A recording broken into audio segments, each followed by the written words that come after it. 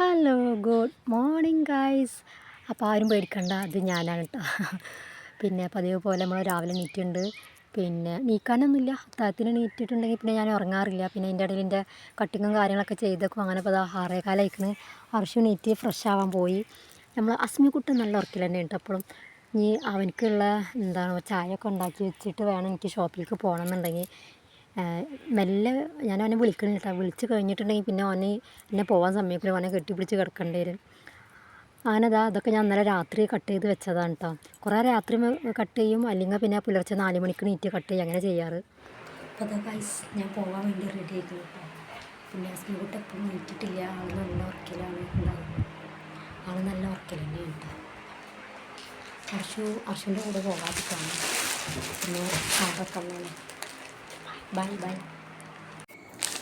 Good morning. പിന്നെ എന്തൊക്കെയുണ്ട് വിശേഷം? ഞാൻ ഷോപ്പിലെത്തിയിട്ടുണ്ട്. പിന്നെ എന്താണെന്ന് വെച്ചാൽ ബ്ലൗസ് തയ്ക്കാനുണ്ട്. പിന്നെ ഇത് ടോപ്പാണ് കേട്ടോ. അപ്പോൾ കസ്റ്റമർ പറഞ്ഞ ടോപ്പിന് ലൈനിങ് ഇടാൻ. അപ്പോൾ ഈ ലൈനിങ്ങൊക്കെ വാങ്ങാൻ വേണ്ടി പോകണം, കുറ്റിപ്പുറം പോകാണ്ട്. പിന്നെ അതിൻ്റെ ഇടയിലേക്ക് അസ്മിക്കുട്ടനെ സ്കൂളിൽ ചേർക്കണം, അവനെ 1ാം ക്ലാസ്സിൽ ചേർക്കണം. അപ്പോൾ പ്രീ പ്രൈമറി അല്ലേ.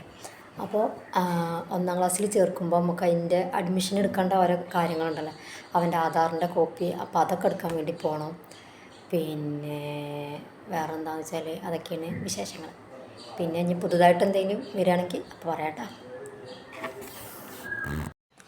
അപ്പോൾ ഞാൻ മുന്നത്തെ വ്ളോഗിൽ പറഞ്ഞിരുന്നു എനിക്ക് കല്യാണ വർക്ക് കിട്ടിയെന്നുള്ളതിൻ്റെ. അപ്പോൾ അവർ തന്നെ കേട്ടോ ഈ ലെഹങ്കയും പിന്നെ ബ്ലൗസുകളുണ്ട്. പിന്നെ അത് കംപ്ലീറ്റ് ആയി റെഡി ആക്കി. എനിക്ക് ഇനി കുറ്റിപ്പുറം പോകാനുണ്ട് കേട്ടോ. ഞാൻ പറഞ്ഞില്ലേ മോൻ്റെ ഫോട്ടോസ്റ്റാറ്റൊക്കെ എടുക്കാൻ വേണ്ടി പോകണം എന്നുള്ളത്.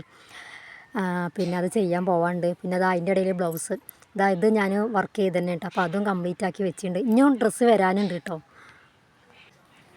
അപ്പോൾ കസ്റ്റമർ നമുക്ക് വിളിച്ചിട്ട് ഞാൻ പറഞ്ഞു ഞാൻ കുറ്റിപ്പുറം പോവാണ്, വൈകിട്ട് വന്നാൽ മതി എന്ന് പറഞ്ഞു. അപ്പോൾ അവർക്ക് ഇനിയും കല്യാണത്തിനുള്ള തയ്ക്കാനുണ്ട്. അവർക്ക് 1ാം കല്യാണം, 2ാം കല്യാണം, 4ാം കല്യാണം എന്തൊക്കെയുണ്ടല്ലോ.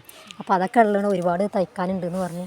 അപ്പോൾ അതിൻ്റെ ഇടയിൽ ഞാൻ കുറ്റിപ്പുറത്ത് ഫോട്ടോസ്റ്റാറ്റൊക്കെ എടുത്തുകൊണ്ടിരിക്കുകയാണ്. നമ്മളെ ബട്ടൺ ഹൗസിൻ്റെ അടുത്ത് തന്നെ ഉണ്ട് ഫോട്ടോസ്റ്റാറ്റ് എടുക്കുന്നത്. അതിനതാ അസ്മിക്കുട്ടൻ്റെ സർട്ടിഫിക്കറ്റൊക്കെ ഉണ്ട്. അവൻ്റെ ആധാർ കാണിച്ചിട്ടുണ്ട്. അസ്മിക്കുട്ടൻ 5 വയസ്സുള്ളപ്പോഴാണ് തോന്നിട്ടത്, 4.5 വയസ്സുള്ളപ്പോൾ എടുത്ത ഫോട്ടോ ആണ്. അപ്പോൾ അതൊക്കെ ഫോട്ടോസ്റ്റാറ്റ് എടുത്ത് അങ്ങനെ പിന്നെ ഞാൻ അടുത്ത ബസ്സിനൊക്കെ റിട്ടേൺ പോകണം. പിന്നെ കുറച്ച് വർക്കുകളുണ്ട് കേട്ടോ ചെയ്ത് കൊടുക്കാൻ. ഇന്ന് അർജൻറ്റായിട്ട് കൊടുക്കാനുള്ളതുണ്ട്. പിന്നെ അതിൻ്റെ വീഡിയോസൊന്നും ഒക്കെ എടുക്കാൻ പറ്റില്ല കേട്ടോ, തിരക്ക് കാരണം. അപ്പോൾ ഇന്ന് കൊടുക്കാനുള്ള പട്ടുപാവാട കേട്ടോ. അപ്പോൾ അവർക്ക് നാളെ ഗുരുവായൂർക്ക് പോകുമ്പോൾ ഇടാനുള്ളതാണെന്ന് പറഞ്ഞു. അപ്പോൾ അത് വേഗം തയ്ച്ച് കഴിഞ്ഞാൽ, പക്ഷേ അതിൻ്റെ മുന്നത്തെ വീഡിയോസൊന്നും എടുക്കാൻ പറ്റിയില്ല.